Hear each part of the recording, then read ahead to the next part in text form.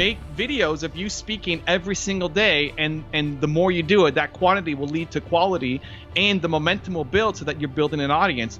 There's always room for quality at the top, man. I'm pumped, man. I'm ready. That's what's up. Hey, Evan, how does this work for you, man? I know that you dedicate your Thursdays into giving and serving. And I know that your mission is serving 1 billion people through entrepreneurship. And I know that your heart is to really tap into other people's, their untapped potential, actually. And so with that, with your one word, believe, I wanted to say, and because of our limited time, 25 minutes, yo, man, how do we make this the most powerful 25 minutes that both you and I could possibly ever have? I think it's you asking the questions that you want answers to personally, and then sharing that with your audience. Sounds good. So with that word, believe, Evan, I truly believe, and I've been on a long journey here. I just turned 40, but I believe that I have what it takes to be the Michael Jordan of speaking for the Asian American community. Okay. And so I was for many years averse to any type of that frame. I just wanted to be generically the greatest, or the Les Brown of speaking for my generation. Yeah. And I know you know who Les Brown is. You've done a lot of content on him. And so my question is this, Evan, is that, knowing your journey and knowing the journeys of all the other influencers out there, is it wise for me to because we understand that, I know you're Canadian, but at least here in America, the Asian Americans are the least represented demographic in the United States when it comes to personal development or, global entrepreneurship, as we see influencers such as Gary Vaynerchuk and Tony Robbins and yourself. But to have that mentality like, hey, you know what, niche will make you rich, or your niche will hit your reach, for me to gravitate towards that market, to be the big fish in that small pond, so that later on I can have that unlimited potential. What's your take on that? I would start with, is your message something that is uniquely Asian American? Like, can you speak to that? For me, I started off doing entrepreneurs. Yep. And it expanded beyond. And the first guy we did was Michael Jordan. The first non-entrepreneur top 10 was Michael Jordan.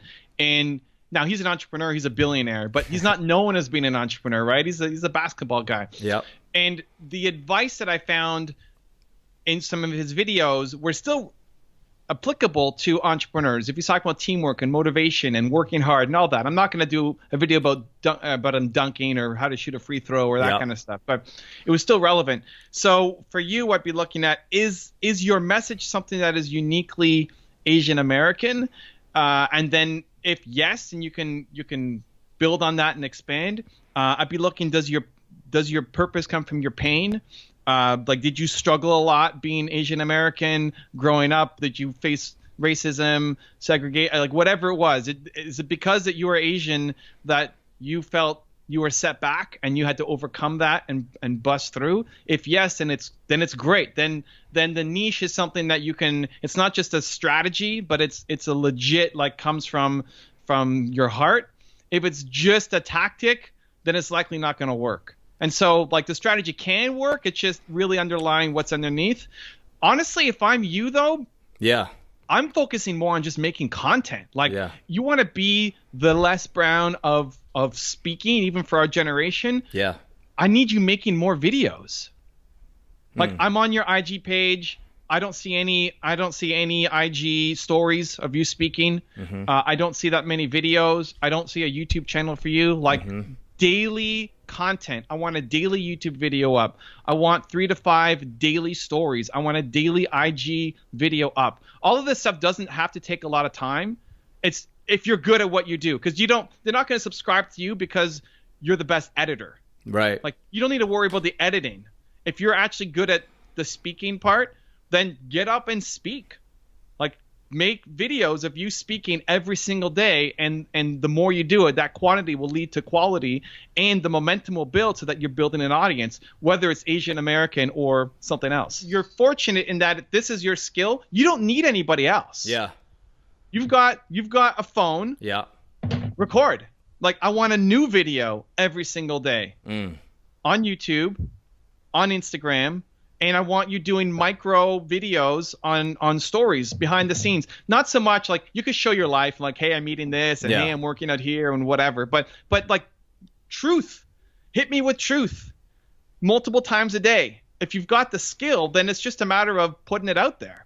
Would it be just consistency and understanding, being aware that, hey, I have to continue to evolve, get better, improve my content, and then, from there, as I'm even now, like I'm connecting with you now, so I see that the measurable growth is happening. And what would you say to something like that? So every time I ask myself this question, because it's still I'm at 1.4 million on YouTube. It's like, why am I not at 10? Why? I think I have the best channel in the history of YouTube. Why am I not at, why am I not at 10? Yeah. It's still because I'm not good enough. Like at the end of the day, the platforms are all there, and yes, consistency will help. And I want to see a daily YouTube video from you. I want to see a daily everything we just talked about, and recognize that if your stuff was absolute fire, it's never been easier to share it. Like, it doesn't have to take 2 years. Doesn't have to take 5 years. Any single video could pop. Yeah. If it's fire. Like, you talk about Les Brown. Young Les Brown is my speaking hero.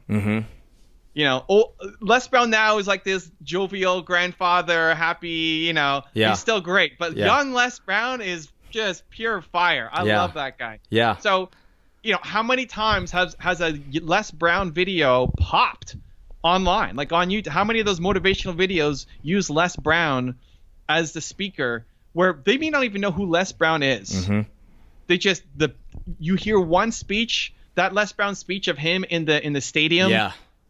Right. Like, you got to be hungry. Right. Yeah. That's ubiquitous, man. But that you could watch that video, have no idea who he is, and be hooked and want to share it. And so that's what I want for you too. I want somebody to listen to your podcast or to watch one of your videos. I would lean more on, I don't know the rest of your podcast, but like I would lean more on not having as many guests. Like the podcast form is very guest reliant. It sure is. But I want you on your YouTube channel and your Instagram sharing your thoughts. Like, you are the speaker, you are the expert, you are spitting truth, and any of those videos could pop. I want to watch it and be insanely moved so that I want to share it with my friends. It doesn't have to take 5 years. It doesn't have to take another 2 years. It typically does take long because a lot of times the quantity leads to the quality. It's like you have to do more to get better. But if you're saying you're already good enough, like you are already great, you've already put in the practice, then let's see it. Then that next video that you throw up, if people love it, they will share it for you. You don't need to run an ad campaign against it or put out a newsletter or beg your friends to share it for you. Yeah. It'll just spread because it's fire. Got it. So you're saying, you're saying it doesn't have to be me speaking live on stage with footage and then cutting that up. You're saying I could just speak directly and give my message to my audience right there, correct? If it's truth, man, if it's truth, absolutely. 100%. Okay. Now, what about like YouTube content? You're talking about, a lot of people are now saying that because IGTV and there's saturation and all that. You've been doing this since what, 10 years now? There's never saturation at the top. There's always room for quality at the top, man. Like, why are the same Les Brown speeches coming up over and over and over and over again? Why is it only Les Brown and E.T. and like a handful of 5 people on the same motivational videos? Because there's nobody else who's at that level. Yeah. There's always room for quality at the top. Like, you could have told Elon Musk, hey, don't bring out another car. We've got enough car companies. There's always room for quality at the top every single time, especially if you're speaking to an underserved audience. Yeah. Yeah. And what about people who are saying, no, don't worry about social media, just build your email list and go about that way. But Gary Vee is like, no, real life now is social media, for example. And I don't know how you feel about, obviously you're huge on social media. Where do you draw the line in the balance? I think you have to understand what you're good at. What you're talking about is just a business model, and there's lots of, every business model can work. What's the one that's going to work for you? If you're a speaker, then you need to be in places where people are consuming speakers. Marketing 101 is be where your audience is. Yeah. It's a very visual medium. That Les Brown speech isn't the same without the visual behind it. I like being able to see him, his expressions, like being able to command with a message is as much as this is a podcast and we're Yeah. doing, I like visual. And I think video is still relevant in lots of different platforms. And if I'm a speaker trying to get speaking gigs, I'm creating visual content on a regular basis. Okay. Now you can still transition people to an email list. Like at the end of each of your videos, if you do a video on strength Yeah. and how to have strength, both physical strength and emotional strength, as an example, right? Yeah. And then maybe you have some program or some email sequence or some free download that at the end of that video you say, hey guys, if you want more of my system and how I stay strong physically and emotionally, check out this link to this page, and they'll give you a free bonus video. Okay. Right? Yeah. So then you get people on your email list. So then when you're going to do a speaking tour, like when I do, so I've got 100-something thousand people on my email list. Whenever I go to a new city, I email them and I say, hey guys, I'm coming to Boston. Whoever wants to meet up, we're going to be here at this event. Come. Right? Yeah. Where if I don't make a YouTube video on that usually, because the chances of it only hitting the Boston people, Yeah. right? The algorithm's not going to play nice to it. If I post it on IG, most people won't care about it. It'll get destroyed by the algorithm. But I could target my list to say, hey guys, here we go. Coming to Boston. Who wants to meet up? When you're going to sell your book or I'm not super familiar with your business model, but when you're going to sell whatever it is you want to sell, the people on your email list will be the first ones to buy it. I see. So it's not like you have a regular schedule to send content through your email list. Then it's mostly YouTube, but when you have a strategic plan, if you go speak somewhere, then you would specifically target your email list according to the demographic. So I'll do both. We'll have a regular email sequence that gets sent out. We'll usually send out 3 emails a week that are all value add. So it might be a page from my book, either one of the 2 books. It might be like for the top 10s that my channel is known for, whatever the most popular one was from the past week, we'll take that one and email out the list. Because even for the videos, not everybody sees every video. Like here was the one that had the most attention, the most views. Yeah. Maybe it's of interest to you, right? Most people like this. You might have missed it. Here you go. Here are the top 10 rules. Enjoy it, right? Yeah. And then if I'm going to go to a city, then I'm sending a small email just to the people in that region. Or if it's some big launch, like I'm going to launch a new book or whatever it is, then that'll go off to everybody. Okay. I listened to your recent podcast with Jonathan Frederick, and how you have a team of 8 doing all these amazing things for you. And I'm pretty sure that over the years, the team members have come in and out, but now it sounds like you have a very solid team. What's the next step that I can do to start building the right type of teammates when you feel like your local resources are kind of tapped out? And should I do a blast and say, hey, I need help with social media and some videos and how we can collaborate? I think, honestly, your next step is to forget about the team. Okay. And just get back to basics of I don't know what this company's helping you do for your speaking stuff, but I would, if you're good, then you need a minute. Like IG, you can post up to a minute. If you're going to do IGTV, you can go longer. YouTube can be as long as you want. But if you were actually good, I'm whatever. I haven't seen too much of your content, but it's like if you were the next Les Brown, the Asian Les Brown, one, I want to know about you because I need better speakers on my channel. I want to DJ your stuff on my channel too. But making a 1-minute video on your channel should take you a minute and 15 seconds, right? Like, okay, let me dust off the lens and and then go, right? Yeah. Like, can you do that? Can you spit for a minute and it's going to be fire? 100%. Then screw your team. You don't need a team. Like, give me a everyday 1-minute video, and then put a title on it, and put a few hashtags in, and it'll take you 5 minutes a day. Okay. And post that to your IG. Okay. Now, what's your main message? Like, what's like mine is believe. What's at the core of what you talk about? Yeah, mine's Kaizen. So taking that word Kaizen means continual improvement. So it's daily improvement. Yep. So master your craft, rise to the challenge, get your greatest work out into the world. So this is your Kaizen journey, man. Like, live it.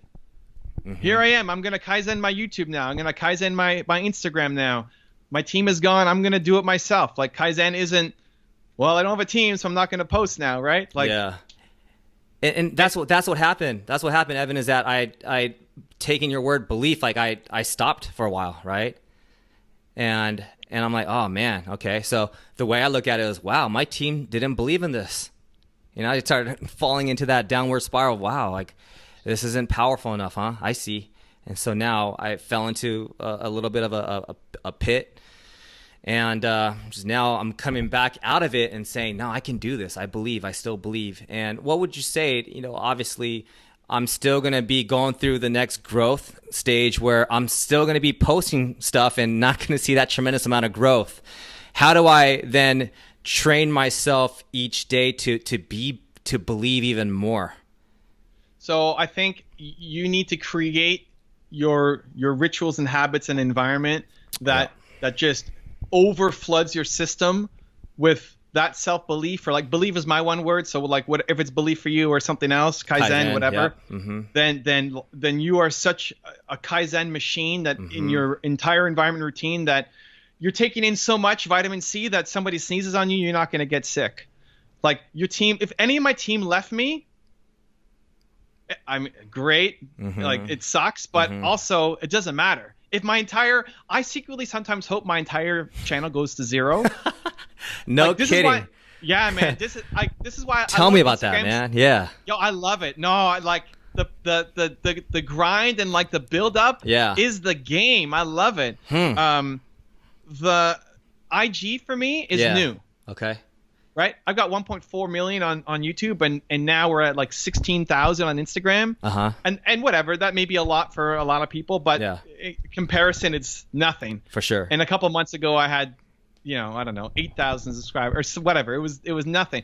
I love the starting over. I love the new. I love the having nothing. I even love the being laughed at. Like this guy only has 16,000 followers. He got 1.4 million. It's the best. Yeah. I love it so much. So that like those setbacks, those like I have a philosophy of I will will anything I want into existence. I will will it into existence, and I want people to help me on my journey as much as possible. But if nobody wants to help, I will be an army of one. Wow. I'm going to be an army of one and make it happen, and then I'll bring people along. And it's not even to show off, like to show up the people who didn't believe in me. It's not like those people didn't believe in me, I'm going to show them, and here we go. Yeah. It's just I love the process of figuring something out and prove. Like, you love improvement, dude. You love Kaizen is improvement. It is. So that's all it is. It's getting something going. Kaizen isn't make something, it's perfect, and it blows up. Yeah. Kaizen is like you make something, it sucks, and then you slowly improve it. Yeah. How can we maintain a relationship and move forward? Like what value can I continue to add and so that we can maintain this? What episode is this of your podcast? Well, I'm on 60 now, but you'd be like in the 67, 68 range. Okay. So first off, I want to be guest 250. Okay. We'll come back for episode 250. Okay. Let's see what's up, see how you're doing. Yeah. I don't really have like, the closest thing I have is the workshop that I have in Toronto. I do it twice a year. Okay. It's basically teaching thought leaders how to turn their ideas into a business. And it's a 3-day event where it's knowledge exchange. Like, here's what I do on social. Here's my team. Here's our exact process, our exact breakdown. Yeah. But day 2 is then like hands-on. Like, we're actually working together. Like, you're going to be in front of the camera and I'm going to be behind it with my team and say, try like this and fix this. And then we actually make a video for you, and then practicing Instagram stories and all that. So day 2 is really hands-on. Yeah. And then day 3 is one-on-one with me and a mastermind as well. Word. That's probably like I don't do like a coaching program or a consulting class. My goal is like, if I get you for like, this is 25 minutes. Yeah. If I get you for 3 days, it's like, what can I do with you for 3 days? Most right? definitely. Yeah. Right. Get my hooks in. And that's the goal. So it's only for thought leaders. It's not for regular entrepreneurs. Like, you have to have ideas and want to make money from speaking, from book deals, from brand deals, from courses, consulting, that kind of stuff. Yeah. That's twice a year. The next one's in September in Toronto. I don't know where you're based. I'm in LA. LA. So that and episode 250 back on your show, man. So 67 and 250, you got it, man. What's your greatest work so far, man? The default for me, I would say, is my son, but that's maybe not what you're asking. From a business perspective, I would probably say my greatest work is still to come, but from what I've already made is the YouTube channel, the videos that I've made, the impact that it's had.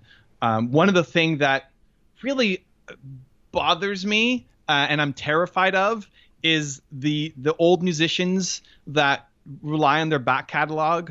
Mm-hmm.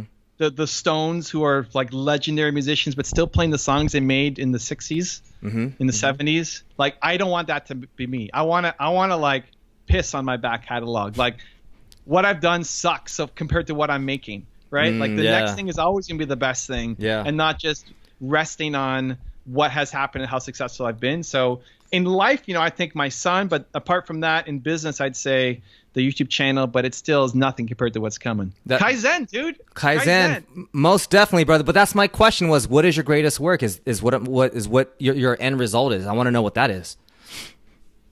Is that to have the greatest YouTube channel, or is it to veer off and be your own this crazy platform with, what is that?